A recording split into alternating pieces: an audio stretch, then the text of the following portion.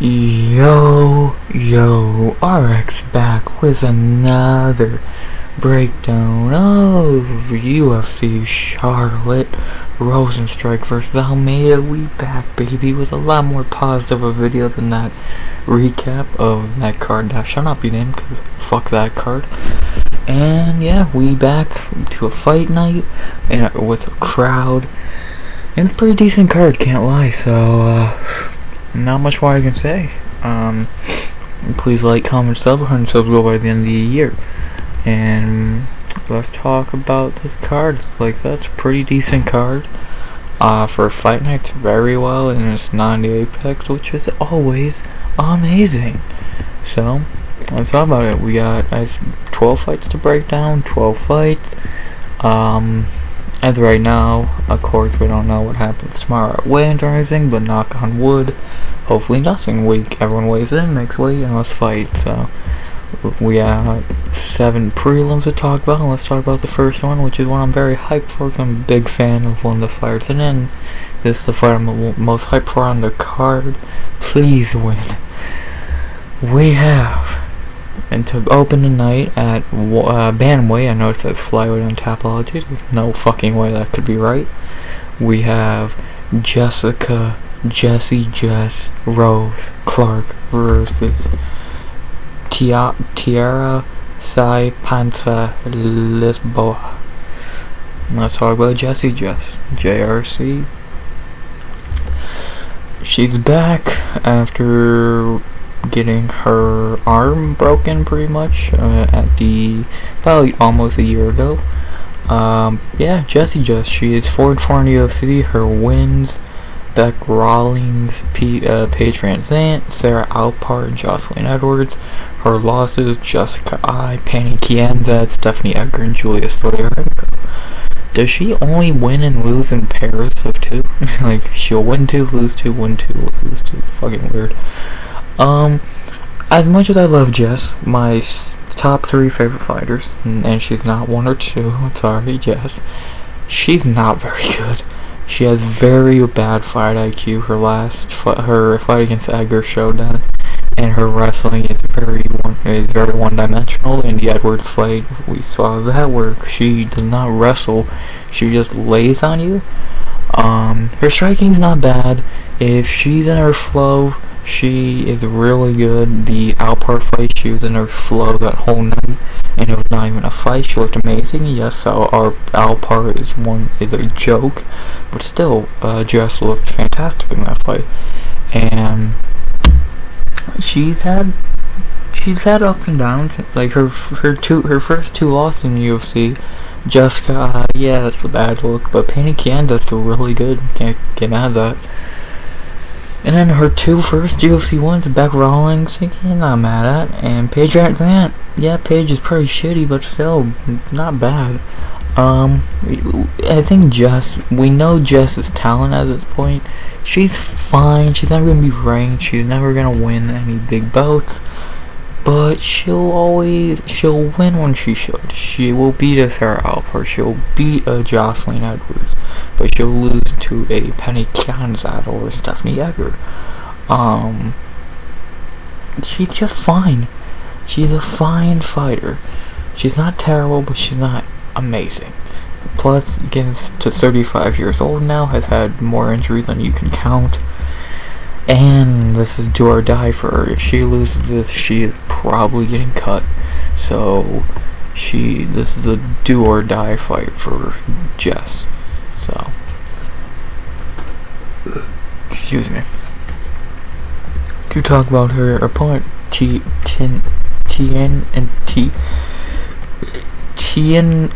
Lisboa. Easy name to say.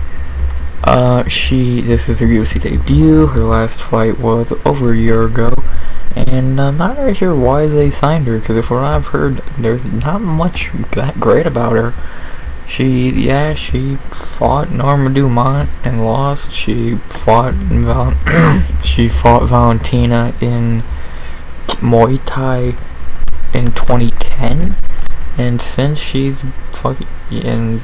the Dumont fight, She has won 5 and lost 1, and those 5 wins, their combined record is 1 and 5. Yeah, I swear to God, because the first 3 are 0 and 0, and the last 2 are 1 and 4 and 0 and 1. So she's beating literal tomato cans, and she lost to someone who was 2 and 1. So I'm not quite sure why she got signed. Again, from what I've heard, not much great about her. I guess she can strike a little bit. But outside that, there's not much positive I've heard about her. 32 years old, very early into her career for being that old. I don't know. I've not heard much great about her, and did she really only get signed to keep Jessica in the UFC? Because I really don't get this signing. Yeah, she's won 3 in a row, but again, 0 and 0, fucking 0 and 1, and fucking what, 1 and 4. So she's beating literal tomato cans. Fuck, Sarah Alpert looks pretty good compared to who fucking Lisboa beat. Shit. Yeah. The betting odds for this fight have Jessica Rose Clark minus 150 to Watt plus 125. Yeah, I'd agree. At first I was not. I didn't. Before I knew more about Lisboa, I was like, really, Jessica's the favorite. But then after hearing about her and saying a little bit, yeah, I get it. Jess might not be a world beater, but she should win, right? She fucking should win. Again, keyword should. You could have said that for the Stoyanenko fight also, and we saw that one. This is, of course, like I said, I am a fan of Jess, and I am biased to a point, but for once, and the first time in a while, I'm actually picking Jess because I actually think she should win this. Do I have complete faith? No, because I know Jess, her fight IQ is very low, and coming off a very fucked up arm, how is she gonna look? So hopefully she looks good, and she can keep her job. And it's funny that this says flyweight but 135, because I watched the breakdown. Someone said this fight's at flyweight, and after seeing Jess's media day photos, I was like, yeah, there's no fucking way, because she looks pretty fucking big. Bigger, maybe just me, but she looks a lot bigger than she usually does, so that could either be good or bad. I don't know. But overall, I am going Jessica Rose Clark to get the win here. I think she will use her experience and she'll just be more talented. So I am going Jess by probably decision. I really don't see her finishing fucking Lisboa. So hopefully she can get this finish. So I'm going Jessica Rose Clark by decision. Either win or get cut. Let's see how she does. Jess by decision. After that, we head to welterweight for another fight I'm excited for, because I'm a fan of another fighter in this fight. And this should actually be a pretty good fight. We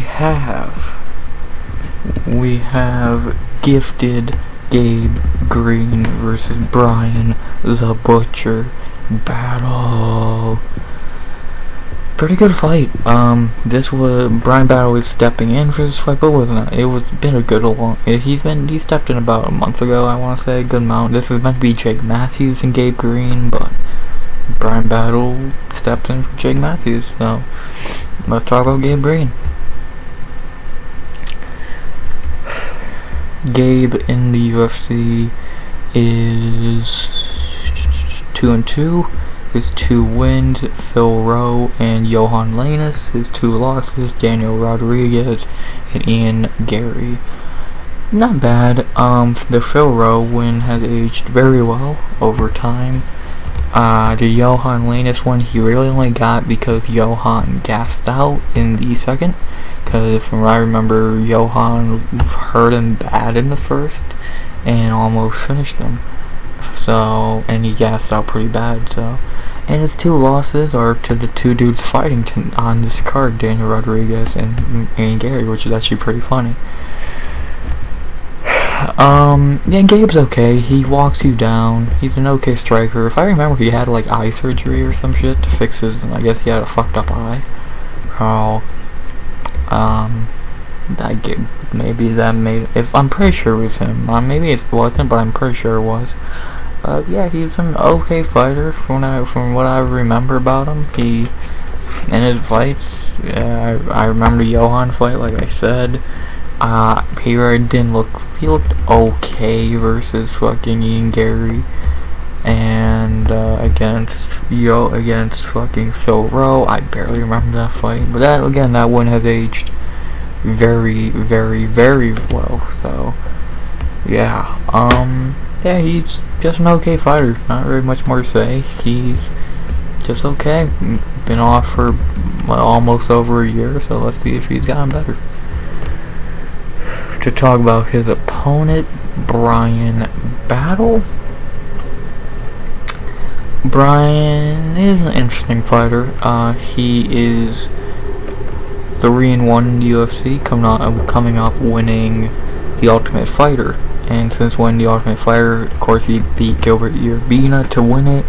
Then he beat Trishan Gore in a good fight, and then he had that highlight real knockout against Takashi Sato. And then in his last fight, stepping out on short notice again, he should really stop fucking doing that. On short notice, he fought Renat Faraknikov and got his ass handed to him. And yeah, can't really be mad at it or shocked. Renat is a beast. So you really can't get mad at losing to Renat. Renat looks like a future ranked dude. And again, on short notice, he stepped into us for Michael Morales. So, yeah,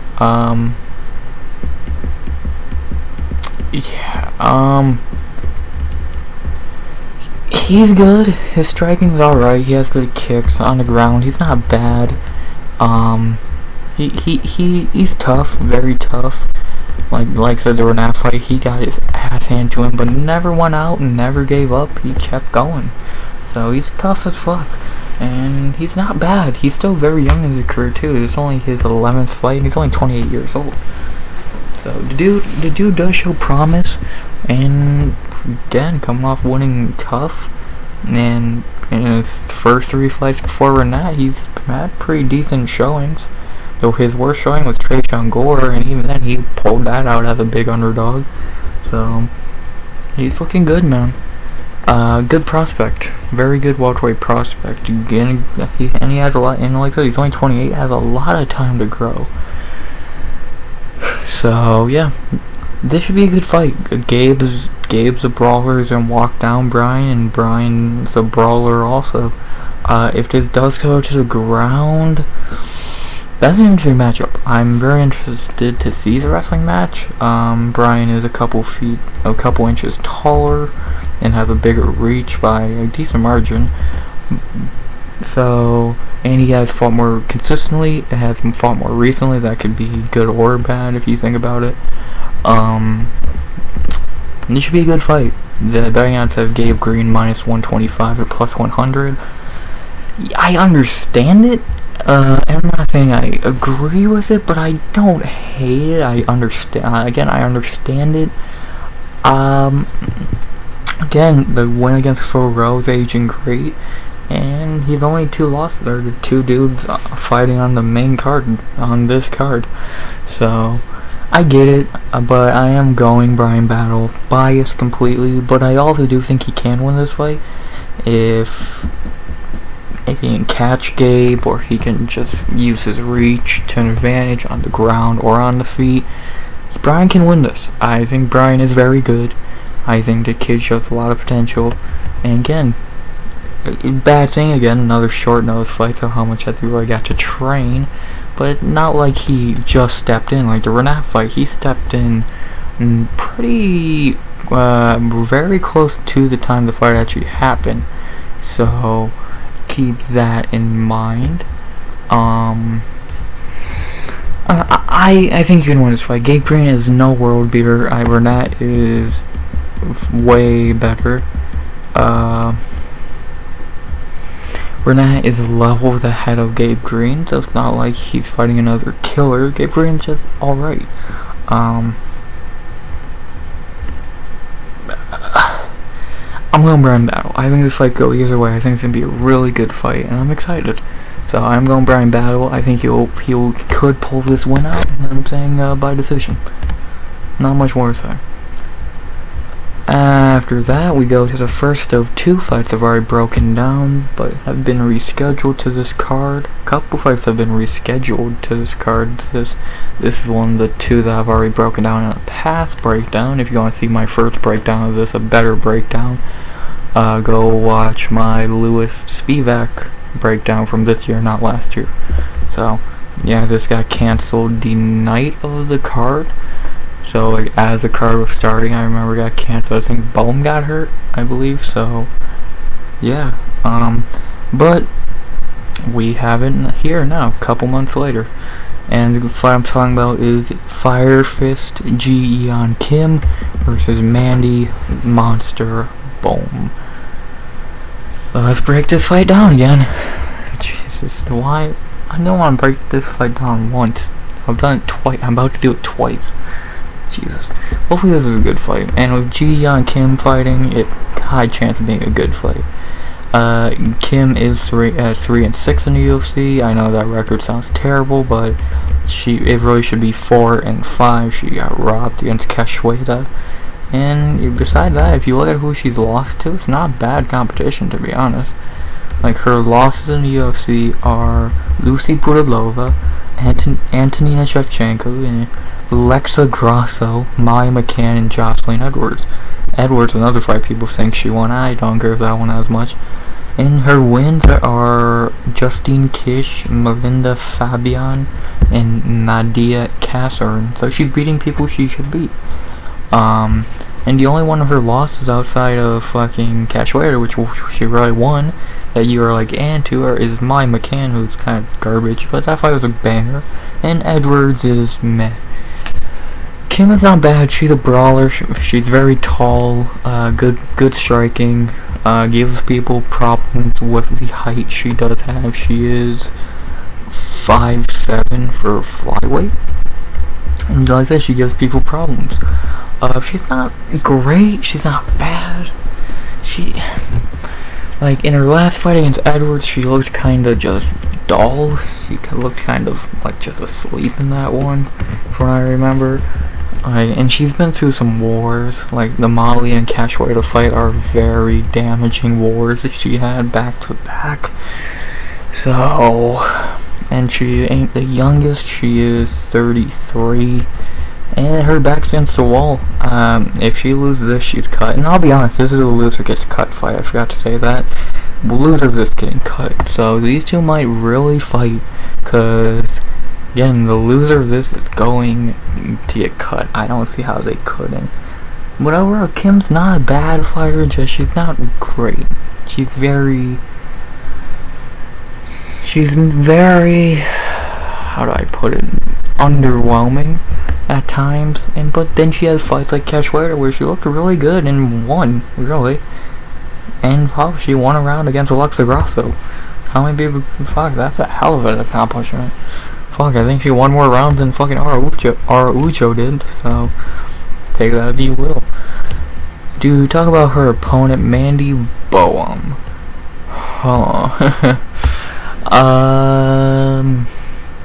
Why did the UFC sign her? She has looked awful in the UFC so far. Her 2 UFC, she is 0-2 in the UFC, and she looks like a joke. Against Ariane Lipski, she got completely dominated. Against Victoria Leonardo, she got outclassed somehow. So you can't, like, she's losing to pretty weak competition. And I'm pretty sure, was she a favorite against Lipski? No, almost. Like, unless she fucking shows something in this fight, why did she get signed? She has looked like a joke in the UFC so far. Like, she has looked awful. Like, really bad. Like, I really don't know what to think. I'm honestly don't know what to think, because unless I'm missing something, why did she get signed? Yeah, she had the shiny fucking 7-0 record, but was she beating good competition? No. 3-0, 5-3-1. Like, she's beating shitty competition, and maybe she shows something this fight. Maybe she finally wakes up. But fuck, I don't know. Her back's against the wall. If she loses this, she's cut from no matter what. So her back's against the wall now, and let's see what she can do. The betting odds for this fight have Yeon Kim minus 250 to plus 205. Yeah, I get it. Like, Kim will actually be matched in height and reach almost, which is a rarity, and Bohm is moving up 10 pounds, right? No, Kim is moving down to 25? Is that right? Yeah? I don't know if I like that fucking weight cut for Kim. That's... has she ever fought at 25? I'm pretty sure all her UFC fights have been at fucking flyweight. Which, my bad, is 25. So, no, I'm stupid. Bohm is moving... down? Yeah. Okay. The Bohm is actually moving down.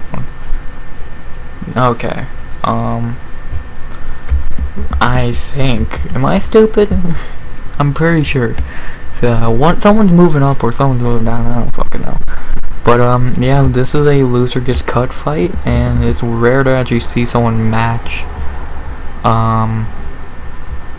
fucking Kim in height and reach, almost. So, that could be interesting to see.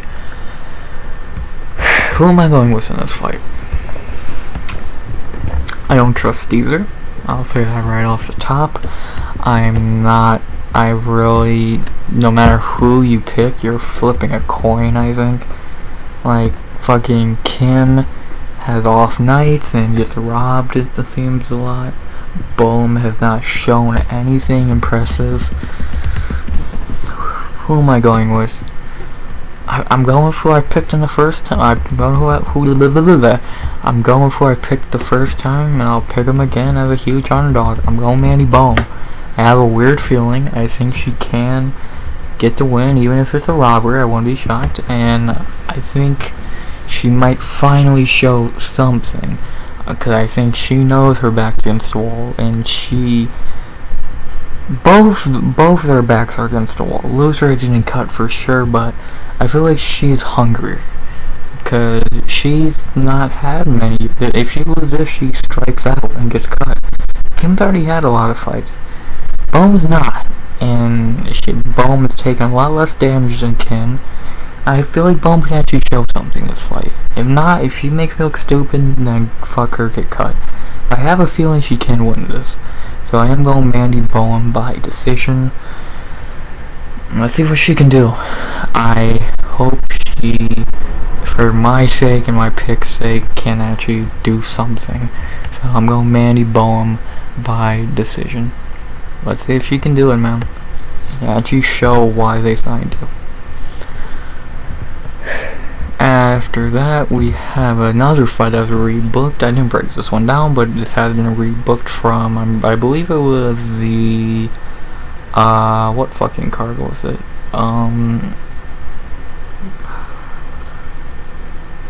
It was a fight night that just happened about a month ago. 1 second. This was meant to happen on the Song Your Dawn card, so a couple weeks ago.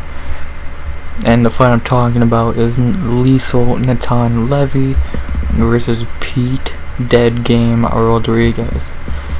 Yeah, pretty shitty fight, to be honest. This is a battle of cans. let's talk about Natan Levy.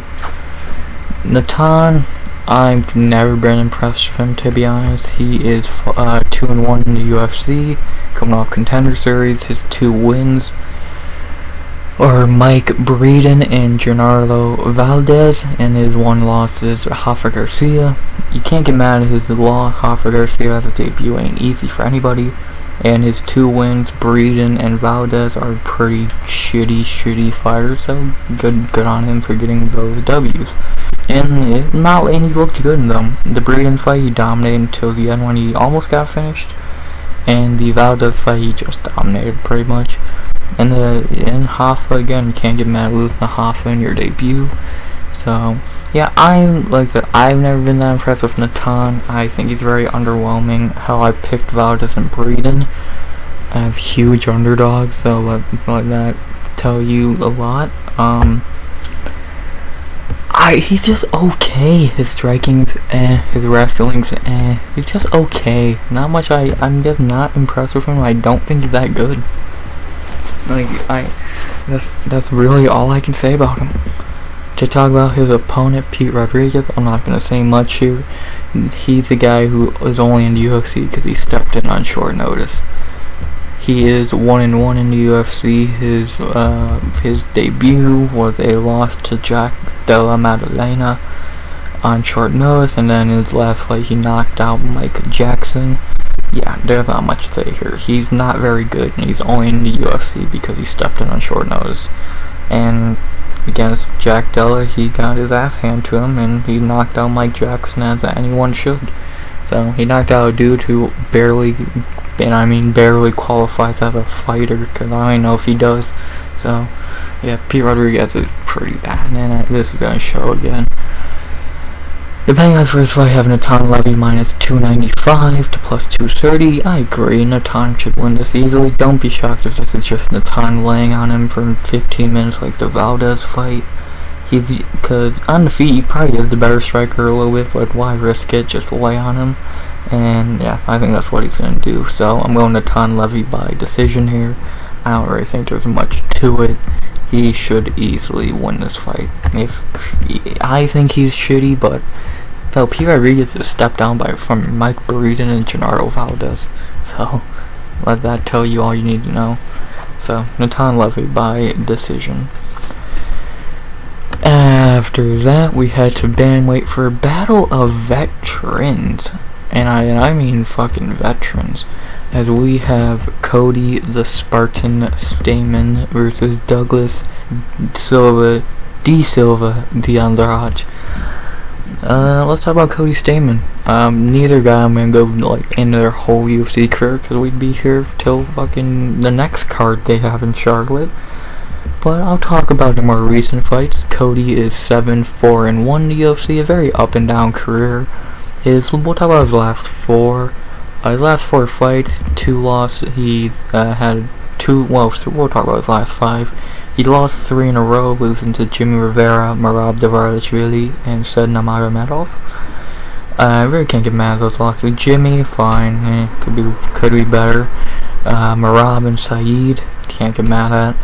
And then his last 2 fights, he knocked out old Eddie Wineland and had a very underwhelming performance against Luan Lasardra in a fight. I'm not even gonna lie to you, I don't even fucking remember. All I remember is Cody winning. It was that underwhelming. Cody thinks he can strike. He's not a good striker. And he thinks he can wrestle, and he's okay, but he's nothing special. Saeed and Merab took him to fucking school. He's just not a good fighter. And especially for bantamweight standards, he's pretty bad. He is very underwhelming. I've never ever been impressed with this dude, and lately with his last 2 wins, he's just been, underwhelming. Again, Eddie Wineland in 2022, it's like beating up your grandpa, and then he had a very underwhelming performance against Luan. So, he's just not, I've never been impressed with Cody Stamann. And unless he starts fucking doing something now, I'm not impressed with this dude. So, he's not a terrible fighter. He will beat guys like Eddie Wineland And like, hell, he probably beats like a Raw Rosas, but he just fucking will not beat a decent to top level dude. His best. Actually, I want to know, what is his best one in the UFC? Bryan Kelleher? A guy who I would say, I could pretty much say the same thing about him as I say about Cody. He's just underwhelming. Bryan Caraway? Fucking hell, his biggest one in the UFC is going to a draw with Song Yudong. What's that thinking? So yeah, I'm just never been impressed with Cody. All I can say. To talk about his opponent, Douglas Silva de Andrade. Dude, this dude's 37 and barely looks it. I'm like, this dude's great. This dude's really good. 37 years old, great shape, still fights at a high level, 20 wins by knockout. This dude's good. Talk about his last 5. Talk about, we'll go his last 7 fights, because he had a streak of a couple hard fights back to back to back. He fought Rob Font and lost, got subbed by him no less. Ugh, that's not a good look. He beat Cheeto in 2018, but still beat Cheeto. Lost to Piotr Jan, beat Henry Morale, lost to Lerone Murphy, knocked out Gastano Perelio, had that banger versus Sergey Morozov, and lost to Said Nurmagomedov. So, dude, all his fucking losses in the UFC, he's only had 5. What's his other loss? Well, so, damn, this dude lost to a fucking lightweight? Like, his 5 losses in the UFC, or his couple losses in the UFC, are Zubair Hugo, who's a lightweight, Rob Font, who's, I'm never really been impressed with him, Piotr Jan, Lerone Murphy, and Said Nurmagomedov. You can't be mad at those losses. And let me ask you this: is Cody Stamann on the level of any of those guys? No. Let's fucking be honest now. No. Yeah, Silva's good, man. Really good power, decent on the feet, can wrestle. He's pretty much does everything Cody does, just better. And if Cody falls in love, if Cody thinks he can strike in this fight, do not be shocked if he's fucking knocked out. Like, Silva's the better striker. Silva probably can wrestle with him. I think Cody might be able to lay on him late. And this could be a good fight. The betting odds for this fight have Cody Stamann minus 125 to plus 105. I don't see it. Honestly, I would flip that completely. Like I said, I think Silva does everything Stamann does better. Almost. Stamann might be able to get a nice, shoot a takedown better and like control a little better. But Silva's a better striker, better power, and better submission game. I can't really remember Cody Stamann being that well at submissions. I think Andrade is just better. And I think he's going to win this fight. I'm going with the dog here. I think he'll be able to squeak out probably a split decision. My only worry is late in rounds or late in the fight he gets taken down and controlled. But besides that, I really think Silva can win this fight. So if he just doesn't get taken down in important moments, he should win. So I am going Douglas Silva de Andrade, underdog in this one, and I'm gonna say decision. I could see him finishing Cody by vicious knockout, but most likely, I won't be shocked if he hurts Cody. I don't know if he'll finish him though. So I'm going Douglas Silva de Andrade by decision. After that, the second of 2 fights I've already broken down in past videos. If you want to see my breakdown for this, go back to a better breakdown for this. Go back to what card? I'm pretty sure it was a pay-per-view, because this got cancelled on fight day also. Go back to my UFC 287 breakdown. I broke this fight down better than I will here, because this fight really does not need another big breakdown. And then we have Karl Williams versus Chase the Vanilla Gorilla Sherman. I'm going to keep this short and sweet. Like I said, if you want to see me actually break this fight down, go to my UFC 287 breakdown. I'll be short and sweet because Karl Williams is going to win. The big question in the fight is how he wins. Sherman's a joke, and Williams I think is a good prospect. So I'm going Karl Williams in this fight, of course. And I remember, I'm pretty sure I picked TKO in a second. So I think I'm going to stick with that. I think he will get a finish. Cause Chase Sherman is a joke, and I'm going Karl Williams to win this fight pretty easily. either 30-25 or a finish. Karl Williams by TKO in second. And now for the featured prelim that should be on the main card. Battle of two pretty much legends at this point. One guy's a legend, one dude's a good veteran. But we got battle of veterans at least. To end the prelims, as we got Matt the Immortal Brown versus Court the Crusher McGee. Banger. This fight's gonna be a fucking banger. Two old dudes going in there to scrap. I'll talk about Matt Brown a very little, because if I need to tell you about Matt Brown, where have you been living? I'll talk about his last couple fights. In his last 4 fights, he got knocked out He got knocked out by Miguel Baeza. He got dominated by Carlos Condit, knocked out Diego Lima, and lost a very close fight to Bryan that people think he won. He is 16-13 in the UFC. He's done everything he can do. He's good. And he can still go. He's 42 years old and he can still go. Yeah, he really can't go against the younger guys like Baeza, but he can still punch. Got good power. He's not bad. He can still go, man. 42 years old and he still can fight. How much longer can his body hold up is a big question, but as of right now, it looks to still be holding up just fine. So, yeah. To talk about Court McGee, same thing. I'll talk about his last couple fights. Not much to say about him.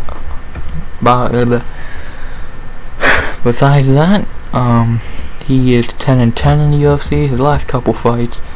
Also lost to Carlos Condit, beat Claudio Silva, beat Ramiz Brahima, and got knocked out viciously against Jeremiah Wells.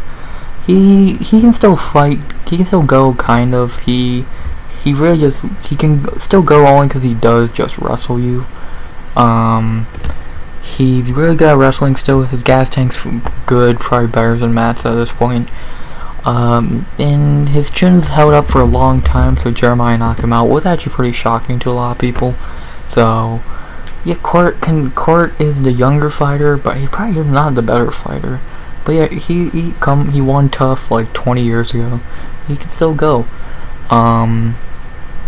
Yeah, this fight pretty much is either gonna be a banger old guy versus old guy fight, or it's gonna be a wrestling match. And I've heard people say Court can just wrestle him. I should people forget Matt Brown does train with Mark Coleman. I'm pretty sure I'm right on that.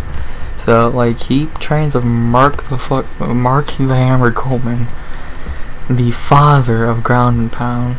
So yeah, he's the owner of his own gym, and B, he has Mark Coleman as a coach. Like, that's all you need to know. This dude can go on the ground. Maybe I don't know how he's off his back, or I don't remember. But fuck, he's no slouch on the ground. Like I said, Mark Coleman is like a dude who coaches at his gym. So yeah.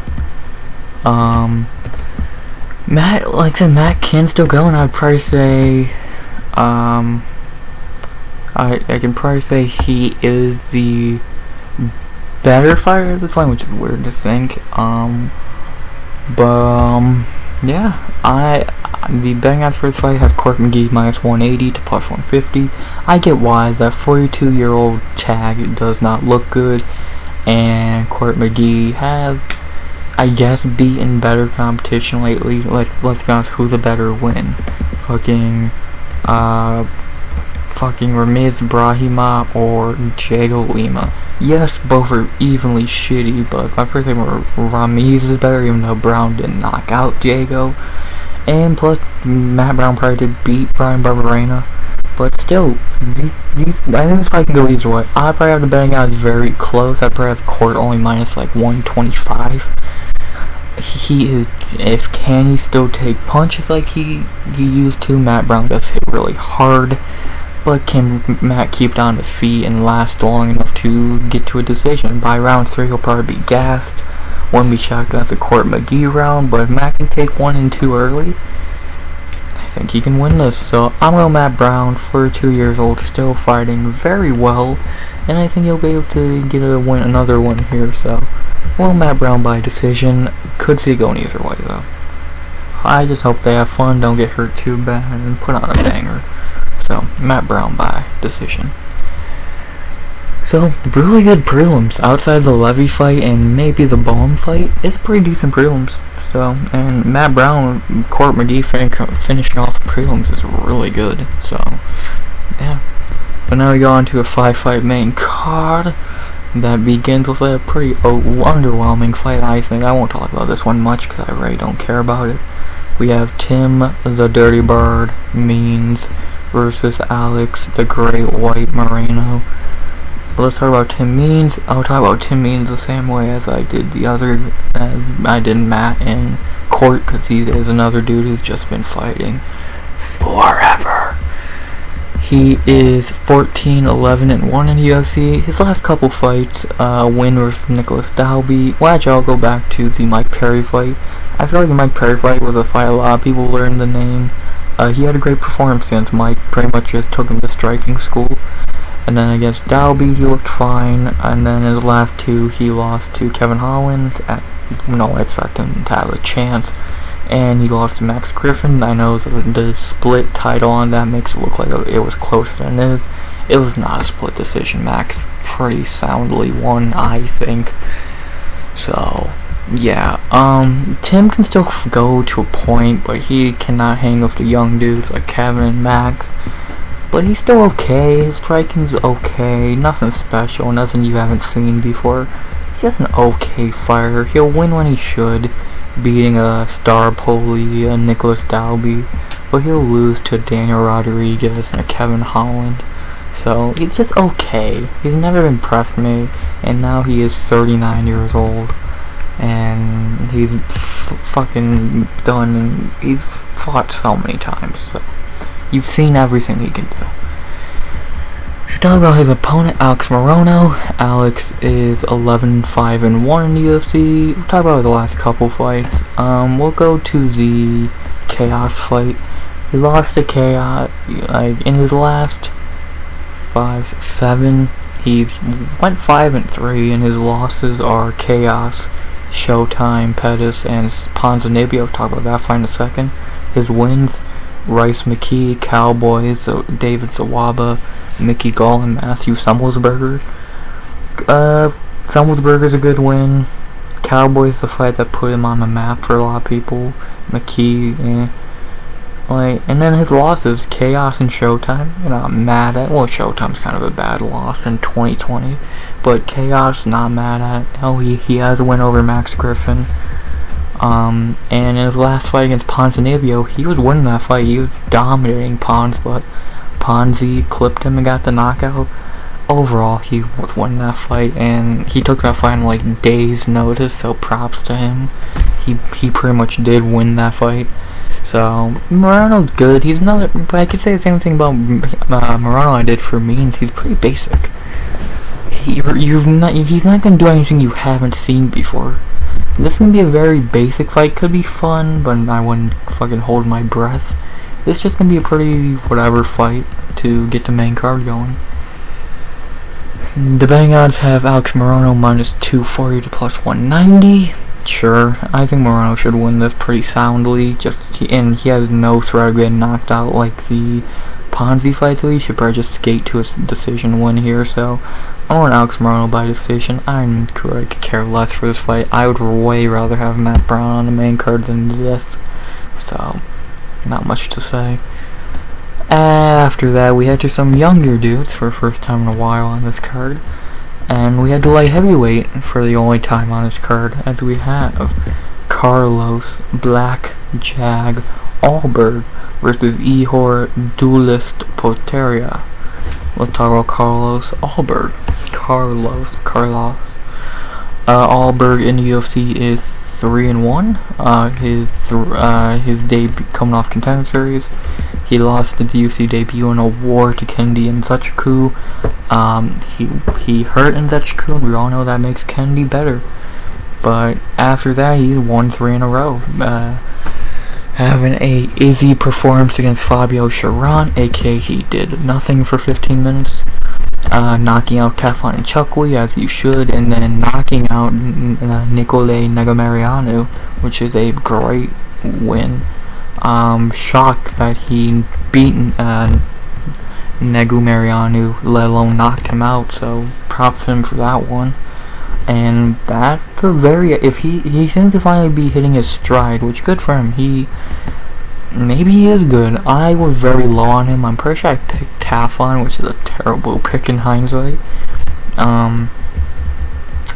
Did I pick Teflon? No, I picked Ulberg by decision though. He was looking like a decision machine, doing that Izzy shit against fucking Fabio, but not now. Back-to-back first-round knockouts. Maybe he's hitting his stride. Dude has talent. He's really big for 205. Fucking 6'4", big reach, can fight long. He's not bad. Really good prospect, and if he wins this, he'd probably give him a pretty decent ranking, pretty decent step up in competition. To talk about his opponent a little bit, because I think this dude's a fucking joke. Ihor Potieria, not much to say. Dude is 1-1 in the UFC, coming off Contender Series. In his debut, he got destroyed by Nicolai Negamarianu. And then in his last fight, he retired Shogun, who I have no respect for him after doing that stupid fucking dance after. Show respect, you piece of shit. Yeah, this dude's trash. Let's be honest, this dude's trash. They tried to give Shogun a low-level dude, and they did, but he still lost. So, yeah, Ihor's not good. Not much to say. The betting odds for this fight have Carlos Ulberg minus 300 to plus 240. I agree, he should win this pretty easily. Ihor's a joke, and Carlos should win either by knockout or decision. I'm hoping he finishes this clown, so I'm going Carlos Ulberg by knockout in the first. He seems to be hitting his hot streak, so hopefully he can continue it into this fight and shut Ihor up. So, Carlos Ulberg by knockout in the first. Let's see if we can continue his hot streak. After that, the card, this is when the card gets really good and really important. The last three fights, really great fights that easily could be main card fights with 2 title fights on top of it. And we begin with a welterweight bout, a welterweight fight that's going to answer a lot of questions. As we have D-Rod, Daniel Rodriguez versus the Yeon, the Future, Machado, Garry. Big fight here. Let's see if Garry's legit. This is his test. Done beating up Can. He's finally fighting someone legit. I respect the UFC for finally giving him a real fight. Respect him for taking it. Let's talk about D-Rod. D-Rod in the UFC has his ups and downs. 7-2. He's getting older. He is coming off some iffy performances in his last 2 fights. To talk about his last 5, beat Mike Perry, beat Preston Parsons, beat Kevin Lee as an underdog, beat Li Jingliang. You know, a lot of people think that was a robbery, and a lot of people dog on him for his performance in that fight. How could you? Because the dude had no time to train for Leach, and Leach had no time to train for him either. So it was a double-sided coin. Like, they literally were booked to fight each other probably a little more than 24 hours before they actually fought each other, because it was 279. If you know, you know. So, and then his last fight, 2 months after the Leach fight, he fought Neil Magny and looked pretty bad. So it's good that he actually took time off, because he was fighting a lot. Like, he fought Leach and then Magny within 2 months, which is very dumb. Like, and then he fucking in 2021 he fought 3 times. 2 times within a month almost. So it's good that he actually did take another break, heal up his body, get back in shape, get ready to go again. He is 36 years old. He's had some good fights, and he's trying to get back on track. And if he wins this, this is his biggest fight of his career. I know it doesn't make sense because he was on pay-per-view. We fought Leach and Magny. this is the biggest fight of his career, because this is going to be the most people watching it, because people want to see Ian Garry, and if D-Rod can win this and steal all that hype, or steal all those eyes, it's huge for him. Already was ranked at one point, and now he's trying to get re-ranked, and this is a great fight for him to do that. And he's not a bad fighter, he's pretty decent on the feet, his wrestling's alright, he's a good fighter, so he just had 2 bad performances. Back to back. Talk about his opponent, me and Garry, a dude I'm very low on right now. I don't see what people see in him. He's beat 4 cans. Jordan Williams, who he didn't look great against. Darian Weeks, he looked very bad against, and Darian Weeks is a joke. Gabe Green's the best guy he fought, and he looked alright. And he almost got knocked out by Kanan Song, a dude he was, what, minus 800 against? Like, until this dude actually, like, he has talent, his striking is decent, his combinations are very good. We've not seen his wrestling yet, and maybe we see it in this one, but I'm just not impressed with this dude yet.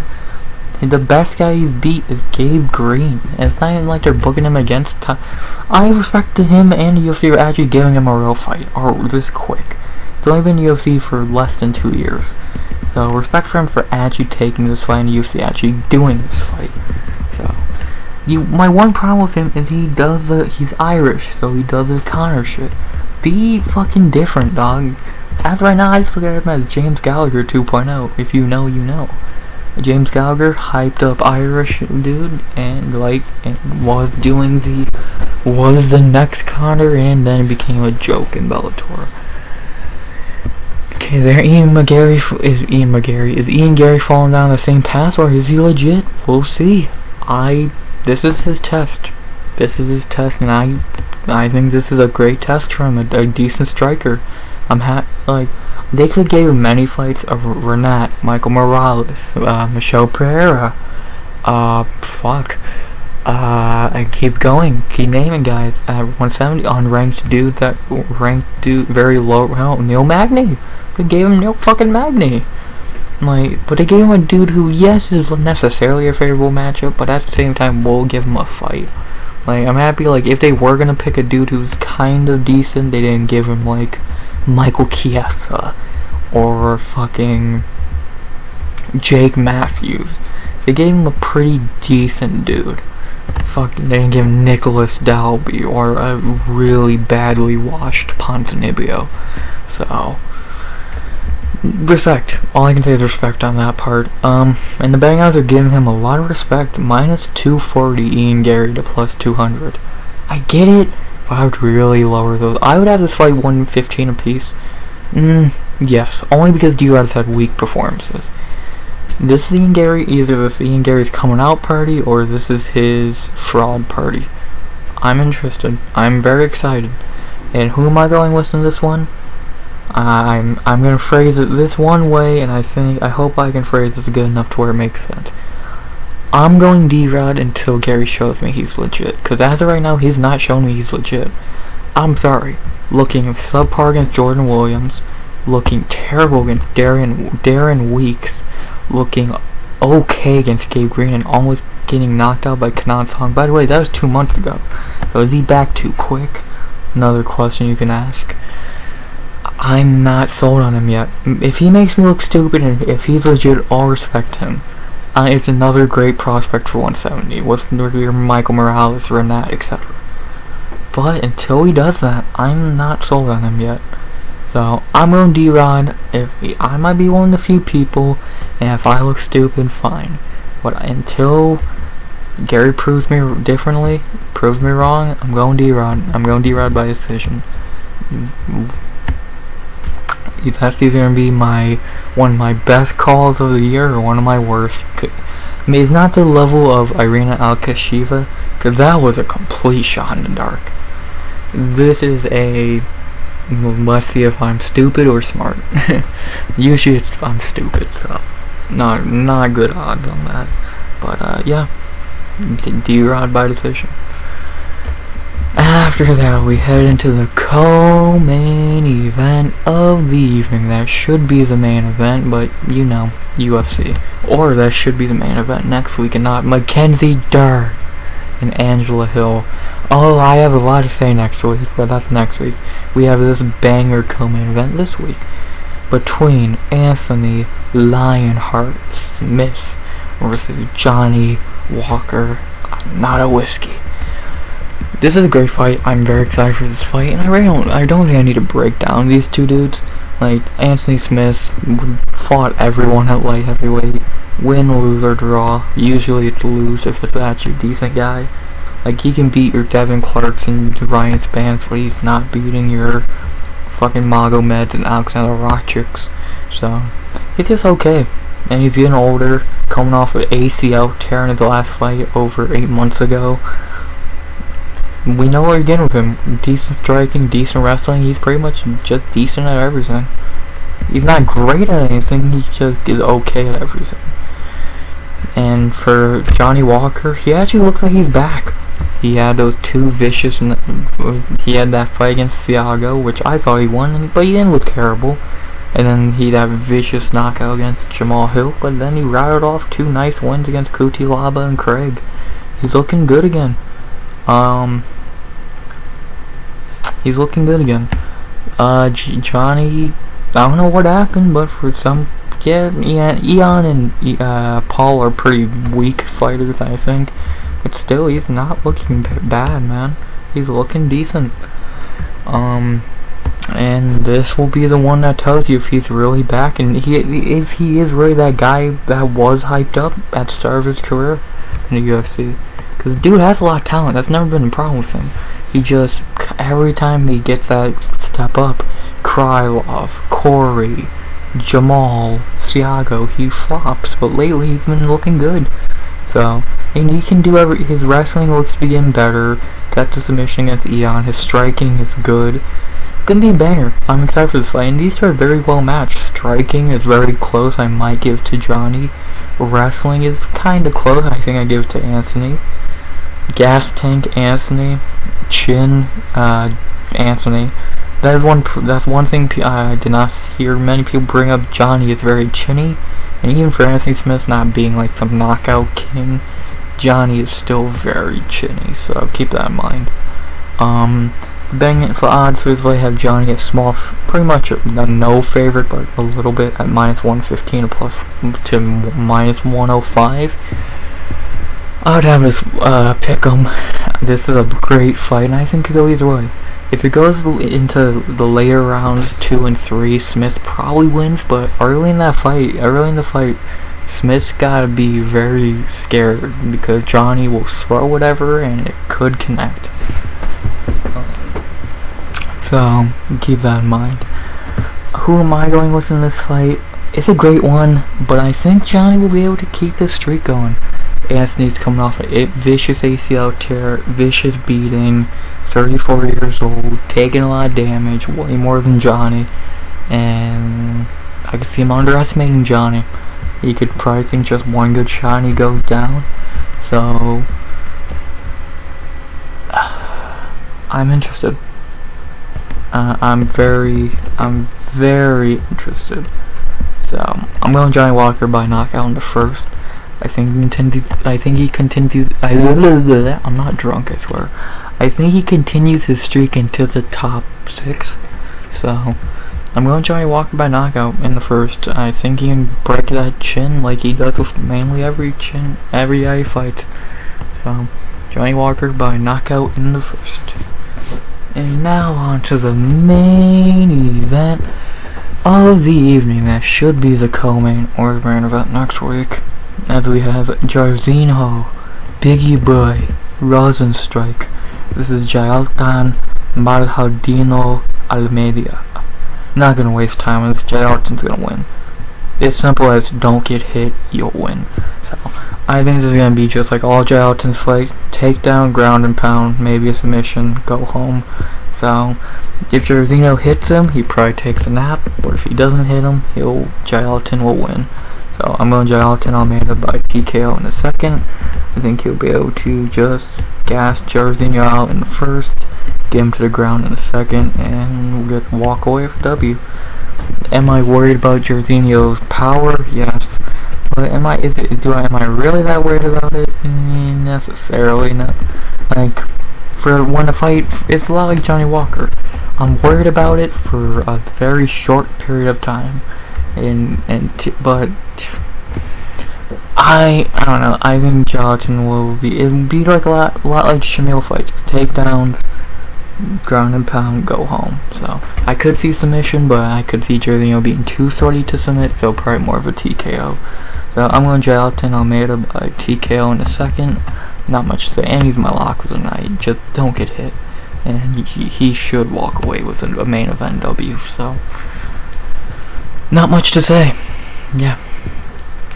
So those are my picks. To go over them one more time: Jessica Rose Clark by decision, Bryan Battle by decision, Mandy Bohm by decision, Natan Levy by decision, Douglas Silva Andrade by decision, Karl Williams by TKO in a second, Matt Brown by decision, Alex Morono by decision, Carlos Ulberg by knockout in the first, Daniel Rodriguez by decision, Johnny Walker by knockout in the first, and Jailton Almeida by TKO in the second.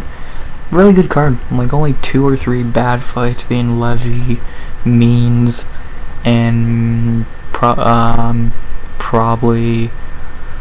I'm not high on the Bohm fight being that good. Besides that, we got some good fights: Matt Brown, McGee, Johnny, D-Rod, Almeida, Ulberg, Clark, Battle, fucking all those guys, and gals. So overall, pretty good card. I'm excited for it in Charlotte, North Carolina. So in a crowd, and with a crowd as it should be. And yeah, I'm excited for this one. You'll hear from me again Sunday, 1 p.m. EST. I will not throw a bitch fit and make a shitty recording for Monday morning, I swear. So yeah, 1 p.m. EST Sunday will be in my recap, and then you will hear from me this time next week for a breakdown of UFC Vegas 73, Dern versus Hill. Kill me. So that is definitely a main event I do not want to watch, and trust me, I'm gonna struggle to make through it. But you know what we do as UFC fans, we have these bad cards in the Apex and we make it through just to get to the good ones like 289 and 290 and this one this week. So not much more to say. I hope you enjoyed the video. Tell me your picks all that down below. 100 subs go by the end of the year. Like, comment, sub. And as always, unless I'm forgetting to say something, which I don't think I am, as always, RX.